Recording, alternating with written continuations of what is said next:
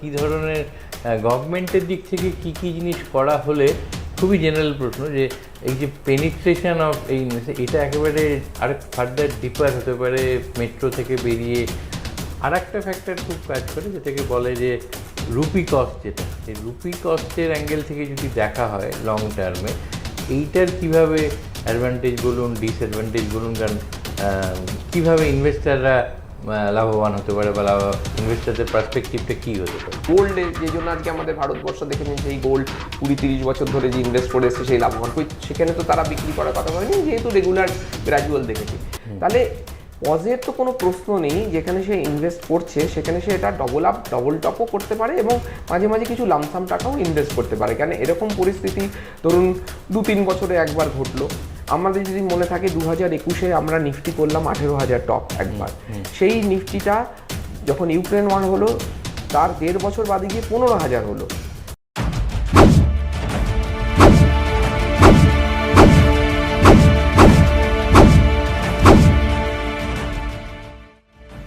নমস্কার, headlines Kolkata, headlines business, daily hunt এবং জিও টিভিতে একযোগে সম্প্রচার হবে এই আগামী আমরা যে ইন্টারভিউটা নিতে চলেছি। আপনারা আগেও ওনাকে পেয়েছেন আমাদের মধ্যে, আমাদের অনুষ্ঠানে যোগ দিয়েছেন। অত্যন্ত পরিচিত মুখ, বিশেষ করে মার্কেট মিউচুয়াল ফান্ড সংক্রান্ত বিষয়ে কথা বলতে হলে সজল রায়, কর্ণধার অঞ্জলি ইনভেস্টমেন্ট। এর আগের ইন্টারভিউতে উনি যা সুচিন্তিত মতামত দিয়ে গেছিলেন, নিশ্চিত আপনারা সবাই তার থেকে উপকৃত হয়েছেন। কিন্তু আজকে যে পরিস্থিতিতে বসে আমরা এই আলোচনাটা করতে বসেছি, তার সেখানে কিন্তু মাথায় একটা দুর্যোগের যেটা মেঘ বলা যেতে পারে, যদিও আমাদের এখানে সরাসরি আসেনি, কিন্তু পরোক্ষভাবে তার প্রভাব আসতে বাধ্য। এই যে যখন এই যে জিওপলিটিক্যাল টেনশনস বা জিওপলিটিক্যাল আনরেস্ট যেগুলো হয় পশ্চিম এশিয়ায়, বলুন যে একটা বলা যেতে পারে মহারণ বা মহাসংগ্রাম শুরু হয়েছে, যেটা ধীরে ধীরে হয়তো ছড়িয়ে পড়ছে অন্যান্য দেশে। এর ফলে যে বাজারে যে একটা অস্থিরতা বা যাকে পরিভাষায় বলা হয় ভলাটিলিটি, সেইটা যখন আসে, সেক্ষেত্রে যারা মিউচুয়াল ফান্ডে সিপে ইনভেস্ট করেন এসআইপিতে, তারা আপনার কি মতামত যে তারা কি একটু পজ করবেন না কন্টিনিউ করে যাবেন সেই ইনভেস্টমেন্টগুলো নিয়ে, বা এই ভলাটিলিটির সময় কিভাবে তারা বিহেভ করলে সুবিধা, বা আপনার পরামর্শ কী হবে? আমার আগের যতগুলো ইন্টারভিউ আছে তাতে কিন্তু সবসময় আমি বলেছি সিপের নিয়ম হচ্ছে যে আমরা বেশি ইউনিট যখন কিনতে পারবো তাতেই লং রানে গিয়ে আমাদের সিপের সুবিধা হবে। তো আমরা যে পরিস্থিতির মধ্যে চলছি, যে জিও পলিটিক্যাল পরিস্থিতির মধ্যে দিয়ে রয়েছি, তো এরকম জিনিস কিন্তু আগেও ঘটেছে, এটা নতুন কিছু নয়। আমাদের ভারতবর্ষের সেন্সেক্স আমি বারবার বলেছি 1979 সালে 100 দিয়ে শুরু করে আজকে অ্যারাউন্ড 80,000 রয়েছে।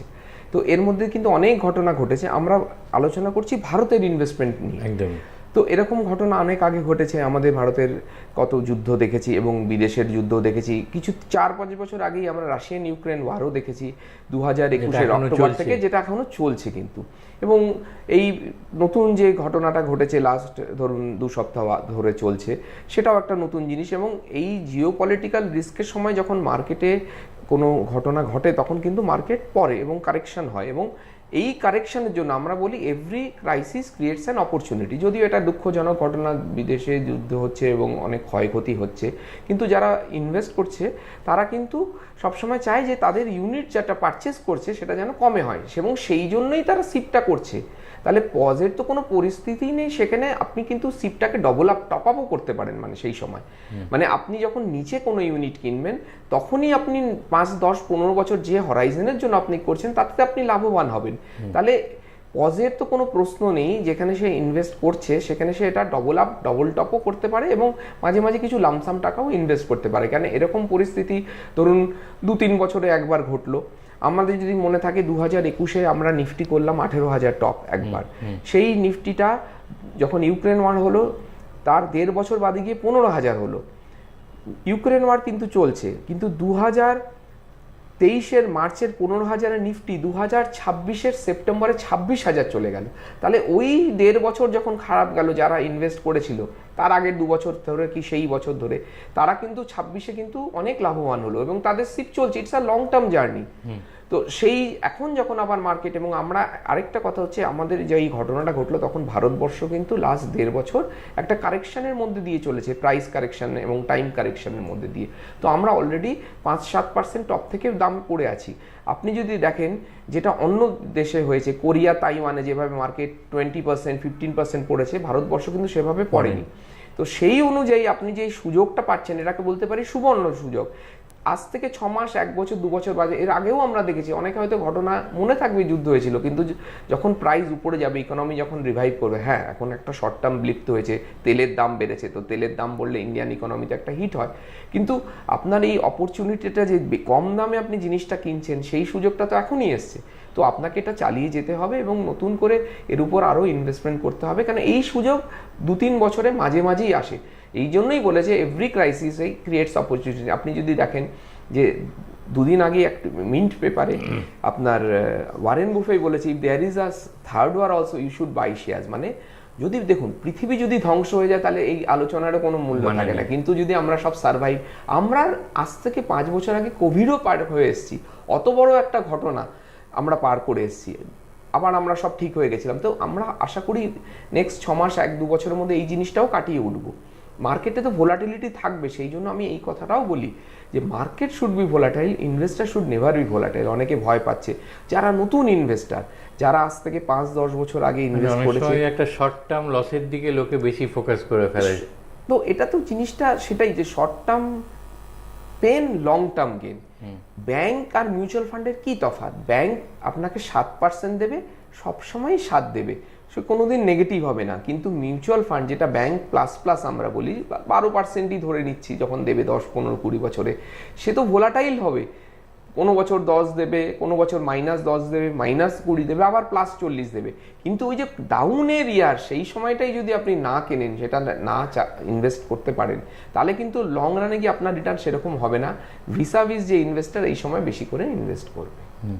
তো এই যে ধরুন আপনি যে কথাগুলো বললেন খুব সুন্দরভাবেই ব্যাখ্যা করেছেন।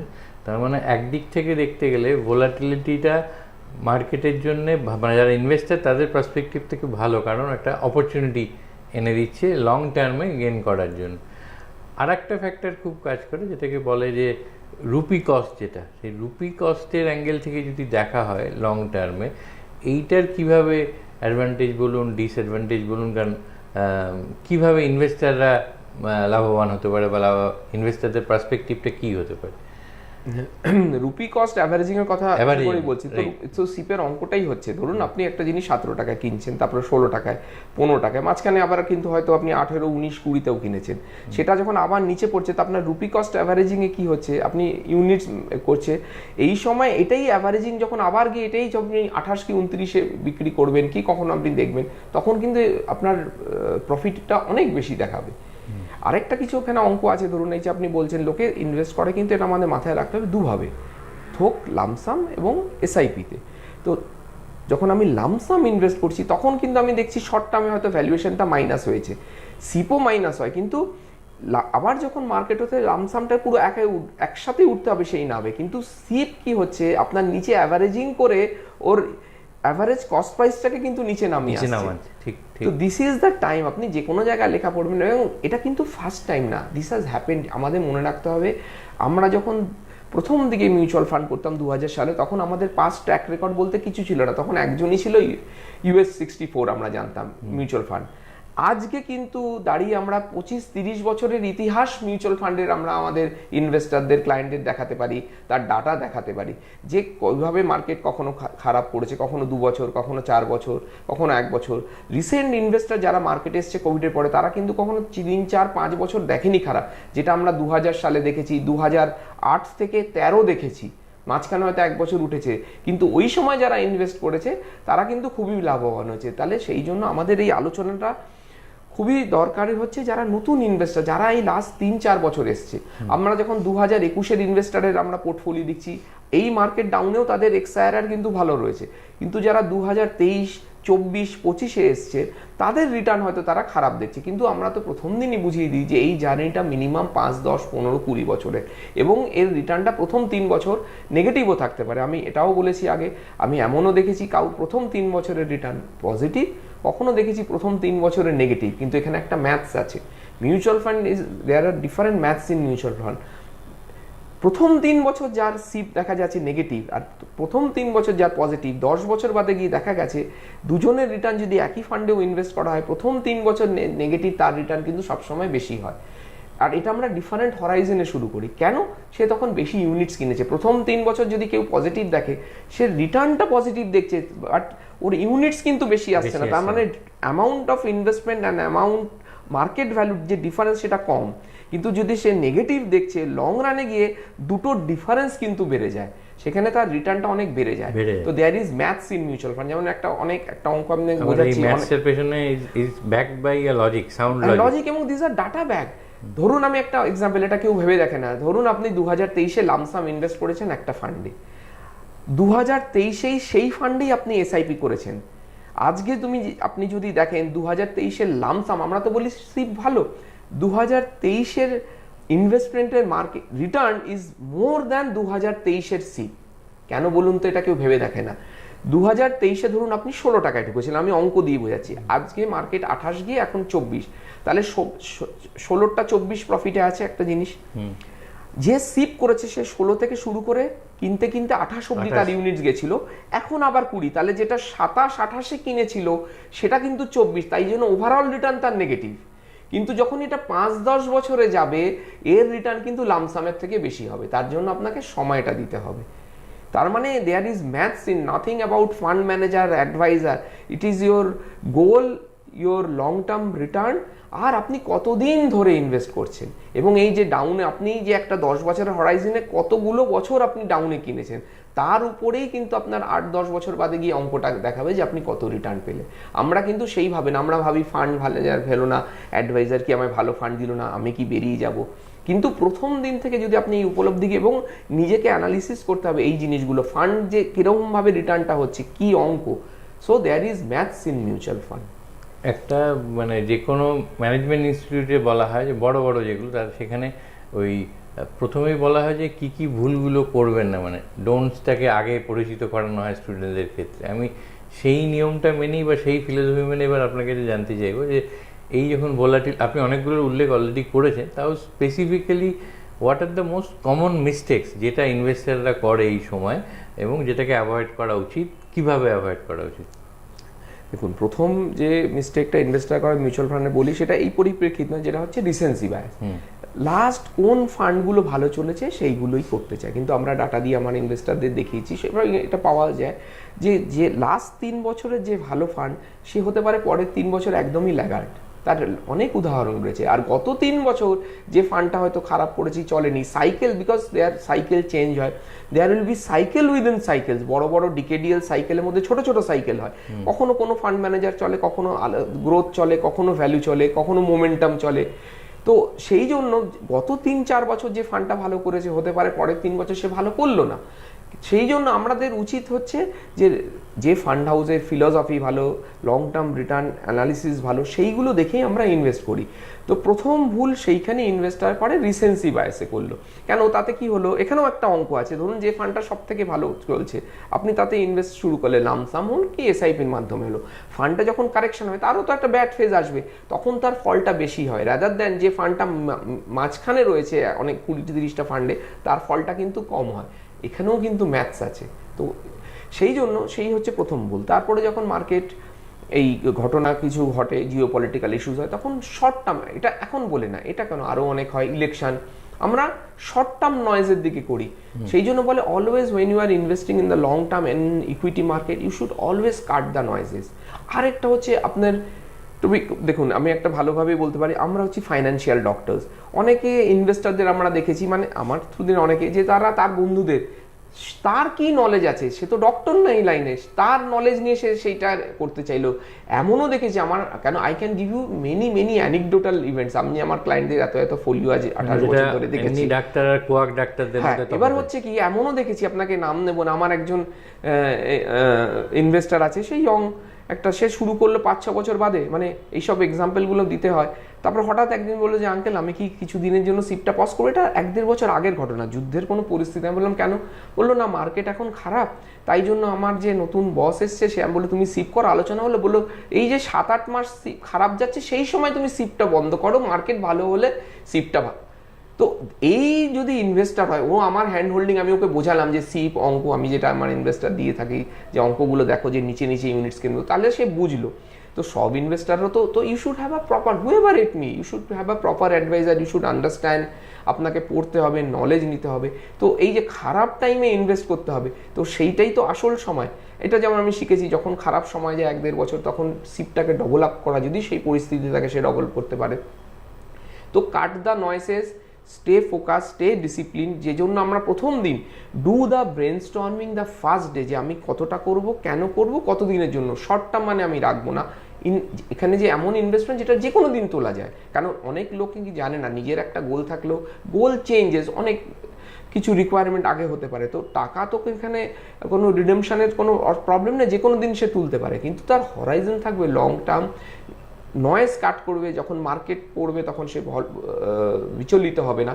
ওই জন্য বলি যে ক্লায়েন্ট ভোলাটাইল হবে না, market should always be volatile. One way ট্রাফিকে কোনোদিনই ক্লায়েন্ট পজিটিভ দেখবে কিন্তু বড় মানি বানাতে পারবে না, সেটার দাম কমতে হবে, তবেই সে কিন্তু বিগ। অ্যান্ড আমার তার জন্য ব্যাকআপ, তার 30 ইয়ার্সের track record of all the mutual funds রয়েছে, যারা দেখাতে পারবে তাদের 30 বছর, কারোর 20 বছর, কিছু 5 বছর, যে কিভাবে কোন পরিস্থিতিতে রিটার্ন। 10 বছরের এক্সাম্পল দিচ্ছি, 10 বছরের পিরিয়ড 93 থেকে 2000, এটা খুব জানা দরকার। কেন বলি ম্যাথস, 93 থেকে 2003 যখন ভারতবর্ষের মার্কেট জিরো রিটার্ন দিয়েছিল নিফটি, সেই সময় যদি কেউ একটা ইনভেস্ট করে থাকে, তার 2 বছর বাদে যখন সে বেঁচেছিল তখন যা রিটার্ন পেয়েছিল। 2003 থেকে 13 যখন ভারতবর্ষের সেন্সেক্স খুবই ভালো চলেছিল, ইকোনমি মুভ করেছিল, সেই সময় যে ইনভেস্ট করেছিল তার রিটার্নও পজিটিভ ছিল। কিন্তু ওই যে খারাপ পিরিয়ডে সে 10 বছরেরও এক্সাম্পল আছে যে করেছিল, তার রিটার্ন তার থেকে 2-3 গুণ বেশি। কেন? সেই সময় একই জায়গায় সে একই ইউনিটস কিনেছিল, তারপরে যখন মার্কেটটা বাড়লো তার রিটার্ন কিন্তু অনেক বেশি হলো। তাহলে আপনার সেই পরিস্থিতি, এই ঘটনাগুলো মনে রাখতে হবে। আর এখন আমি দেখেছি আরেকটা খুব, যেটা ক্লায়েন্টদের শর্ট টার্ম মেমারি, 2020 ক্লায়েন্টও 21 থেকে 23-এর যে ইউক্রেন ওয়ারের সময় মার্কেট খারাপ গেছিল, কি নিফটি 18, সেই ঘটনাও সে ভুলে গেছে। বললো না এরকম ঘটনা তো আগে ঘটেছিল কি 4-5 বছর, মানে তার মানে কি আপনাকে পাস্ট ট্র্যাক রেকর্ড, এই ঘটনাও হতে পারে আজ থেকে 4 বছর বাদে। লোক মার্কেট যুদ্ধের কথা মনে থাকবে, কিন্তু মার্কেটের প্যাটার্ন, কিভাবে ন্যাভ মুভমেন্ট হয়েছিল, সেগুলো সে ভুলে যাবে। তো তাকে গিয়ে ন্যাভের হিস্ট্রি দেখতে হবে সে কীভাবে রিটার্ন হয়েছিল। অ্যান্ড অবভিয়াসলি অ্যাডভাইজারের হ্যান্ড হোল্ডিং নিতে হবে, বুঝতে হবে কোন তার কি দরকার, কেন সে ইনভেস্ট করছে, তার কি গোল, তার কি অ্যাসপিরেশন, সেই অনুযায়ী করতে হবে। সেই পথে সেটা বিচলিত হবে না। কেন, যেটা আমি বারবার বলি, এটা একটা মাউন্টেনিয়ারিংয়ের মতো, ওটা 1.5 মাস হয়, এটা তো 15-20 বছরের ঘটনা।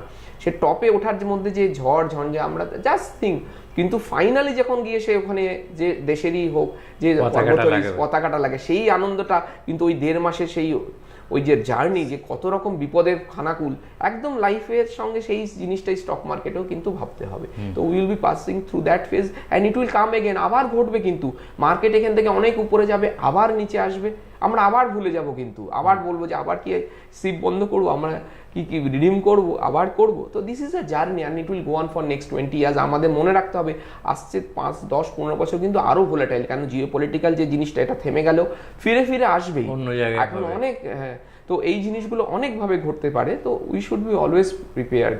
আমরা মনে রাখবো আমরা সেই টাকাটাই ইনভেস্ট করব যেটা কোনো ঘটনার সময় হলে আমাদের কোনো অসুবিধা না হয়, চলতে পারে। তার জন্য আমাদের কন্টিনজেন্সি জিনিস, সেই জন্য আমরা কিন্তু বারবার বলেছি কন্টিনজেন্সি ফান্ড আলাদাভাবে রাখা থাকবে।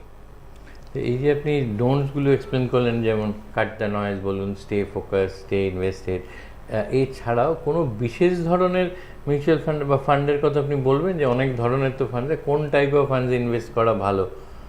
দেখুন, সব রকম আমরা প্রোডাক্ট মিক্স দিয়েই থাকি, ধরুন ডাইভার্স, এটা ডিপেন্ড করে যেন এরকম কোনো সেট ফর্মুলা, স্টক মার্কেটে কোনো ফর্মুলা কাজ করে না। একটা এজ দেখতে হয়, একটা লোকের গোল, আমরা যখন 20টা লোকের সাথে মিট করবো, 20 জনের গোল, অ্যাসপিরেশন, এজ তো এরকম হয় না। তার স্ট্রেংথ কত, তো সে কতটা ভোলাটাইল, তাকে কতটা বোঝাতে পারি।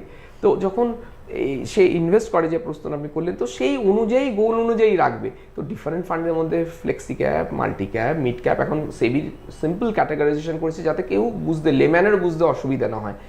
আমরা যদি 20 বছরের হিস্ট্রি দেখি সেই ডাটা দেখা গেছে যে নিফটি যদি 14 দেয়, স্মল ক্যাপে 14, মিড ক্যাপ কিন্তু 16 থেকে 18% দিয়েছে 20 বছরের ইতিহাসে। এর মধ্যে তো কত কিছু ঘটনা। তাহলে কি আমরা একটা প্রোডাক্ট বাস্কেট বানিয়ে সেই রকমভাবেই করবো যে প্রোডাক্টটা মনে রাখবেন যেটা সব থেকে খারাপ করছে 5 বছর বাদে গিয়ে কিন্তু তার রিটার্ন সব থেকে বেশি হবে, কারণ সে তো ইউনিটস বেশি, এবং সেরকম আমি এক্সাম্পল লাইভ দেখেছি। তাহলে আমরা একটা মিক্স অফ প্রোডাক্ট করবো। তার যদি কখনো হঠাৎ কন্টিনজেন্সি থাকে, তাহলে আমরা এমনও অনেক ইনভেস্টার আছে যারা লিকুইড ফান্ডেও এসআইপি করছে, যাতে সে তার কন্টিনজেন্সি রিকোয়ারমেন্টটা সেখান থেকে মিট করতে হয়। বাকি যখনই লং টার্মে করবে একটা প্রোডাক্ট মিক্স করে আমরা ইনভেস্ট করি।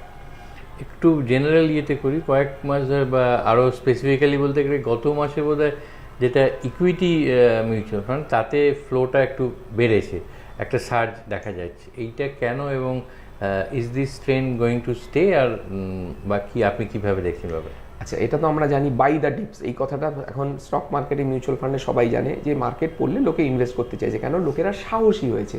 আরেকটা এসছে যে অনলাইন ইনভেস্টমেন্টের অপশনটা হচ্ছে, এটার কারণটা আমি তো এত বছর ধরে করছি। আগে তো চেক আর ফর্ম দিয়ে হতো, এখন হাইব্রিড মডেল হলো লোকে অনলাইনে করতে পারে। আগে যেটা লোকে শেয়ারের দিকে দেখতো, এবং শেয়ারে তো সেটা ভুল শেয়ার কিন্তু মিউচুয়াল ফান্ড জানে যে ওভারঅল মার্কেট গেলে মিউচুয়াল ফান্ড বাড়বে, তাই জন্য লামসাম, যেটা আপনি বললেন যে ফ্লোটা এসছে, সেটা এসছে লামসাম, যেহেতু মার্কেট পড়েছে। কিন্তু এখানে জানেন, এখানে একটা বিহেভিয়ারাল সায়েন্স আছে। লোকে আমরা দেখেছি, এটা এত বছর ধরে দেখেছি যে যতদিন লোক ইনভেস্ট করে এবং তার সাহসও থাকে, মার্কেট কিন্তু খেলাতে খেলাতে বটম করে না। এটা নাও হতে পারে, কিন্তু এরকমও দেখেছি লাস্ট বুল, মানে যে সাহসী, যখন সে ফ্ল্যাগ দেবে যে না আমি আর পারলাম না, হোয়াইট ফ্ল্যাগ, যে আমার মনে হচ্ছে মার্কেট বোধহয় শেষ, এবং তার টাকাও শেষ, এগুলো দিস আর অ্যানালজিস, তখনই মার্কেট বটম করে। তো দিস আর দ্য থিংস। তো লোকে যেহেতু ইনভেস্ট করছে এবং এটা খুবই ভালো করছে, তারা ডিপিট এই লাভবানটা সে পরে দেখতেই পাবে। এবং কোভিডের সময় যারা করেছিল প্রতিটা ফলে ইনভেস্ট করেছিল, এবং তখন থেকেই কিন্তু এই জার্নিটা শুরু হয়েছে। কারণ আপনার যে প্রশ্নটা করেছেন, obviously this is here to stay.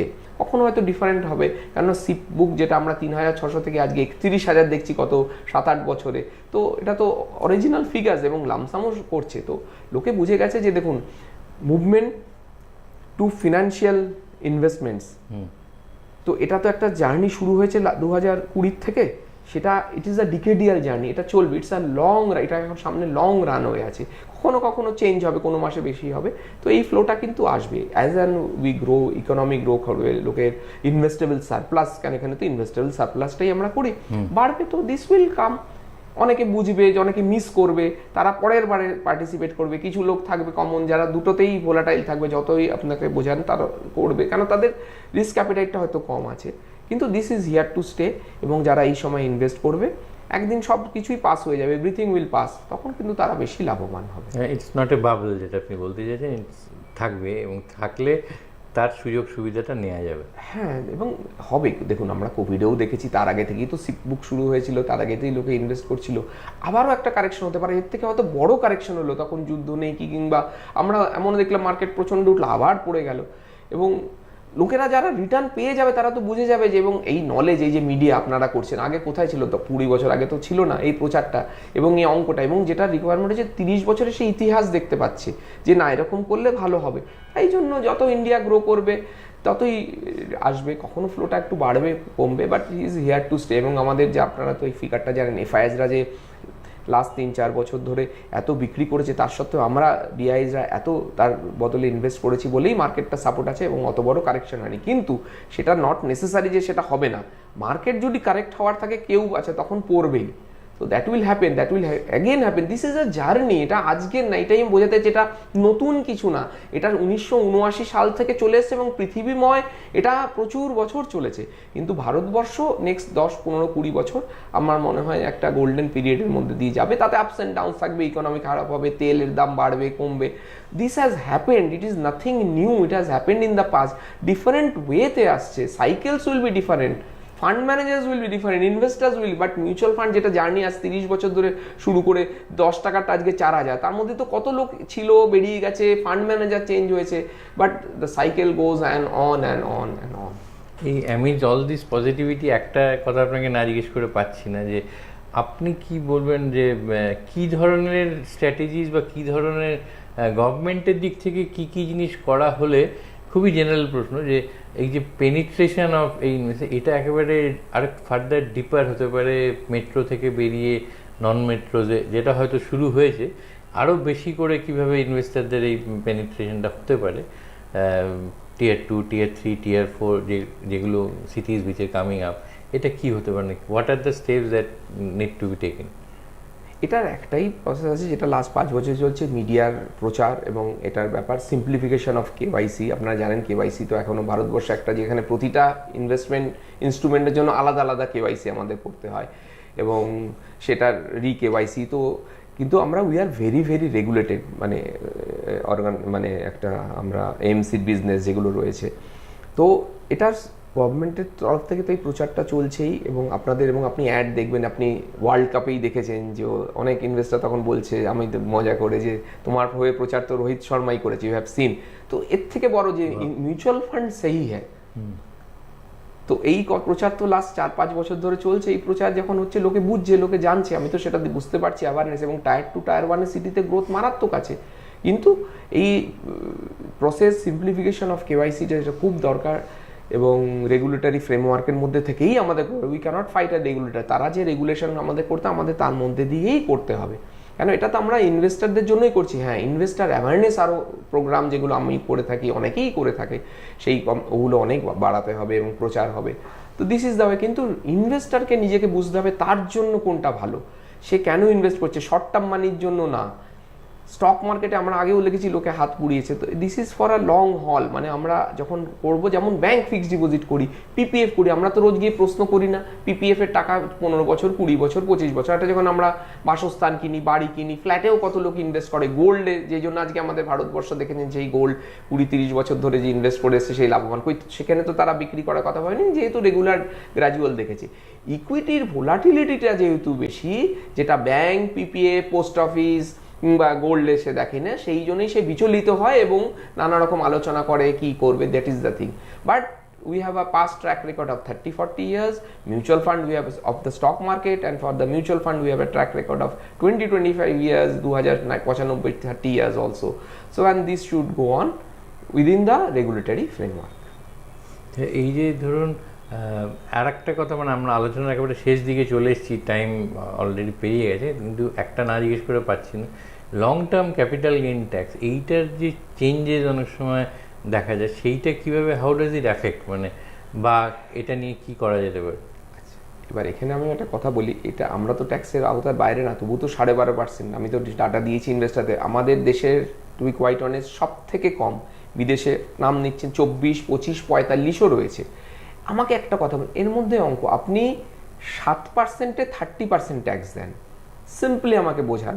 কোনো জিনিস আপনি 12, মিউচুয়াল ফান্ড আমরা বলি 10 বছর হলে 12, কেউ 16-18 ভুলে যান, 12তে আপনাকে 12% ট্যাক্স দিতে হবে, still you are left with 10, the alpha is 3%। 3 কোথায়, ট্যাক্স হচ্ছে 7-এর থেকে গেলে 30 দিলে যদি 30 হয়, 20 হয়, যদি সে তার ট্যাক্সও না হয়, তাহলে দিতে হচ্ছে 7 কি 6, আর ওখানে আমি পাচ্ছি 10-11, 4% on 10, 15, 20 years is huge amount.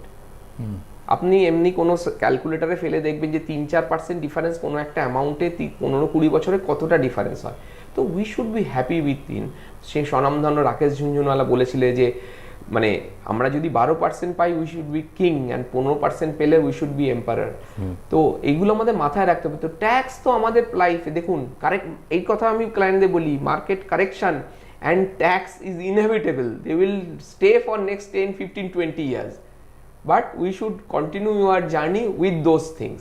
এগুলো কোনোদিন চেঞ্জ হওয়া নেই।